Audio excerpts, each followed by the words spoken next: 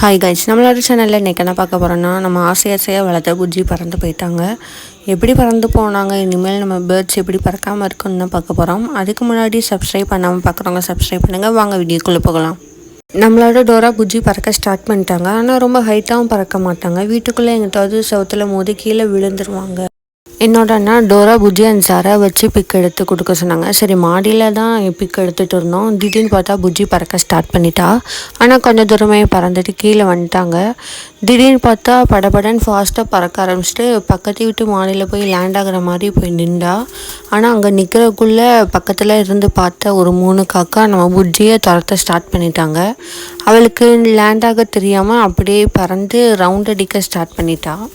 எந்த பக்கம் பறக்கிறோன்னே தெரியாமல் பயத்தில் அவளாவே பறக்க ஸ்டார்ட் பண்ணிட்டா. கொஞ்சம் தூரத்தில் பார்த்தா எந்த சைடு போனான்னே தெரில, கண்ணுக்கான தூரத்தில் பறந்து போயிட்டா. ஆனால் ஃபியூ மினிட்ஸில் எங்கள் அண்ணா போய் தேடி பார்த்தாங்க. நம்மளோட புஜ்ஜி கிடைக்கல.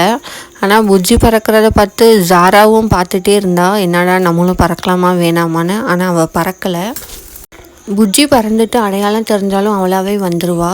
ஆனால் அவங்களுக்கு இப்போ தான் பறக்கவே ஸ்டார்ட் ஆகிருக்காங்க. ஆனால் எங்களுக்கே கொஞ்சம் ஆச்சரியமாக தான் இருந்துச்சு, இவ்வளோ ஹைட்டில் பறக்க முடியுமான்னு. வீட்டுக்குள்ளே கொஞ்சம் தூரம்னா பறந்துகிட்டே இருப்பாள். ஆக்சுவலி நம்ம டோரை தான் ஃபஸ்ட்டு பறக்க ஸ்டார்ட் பண்ணாங்க. புஜ்ஜி தான் கொஞ்சம் லேட்டாக பறக்க ஸ்டார்ட் பண்ணாள்.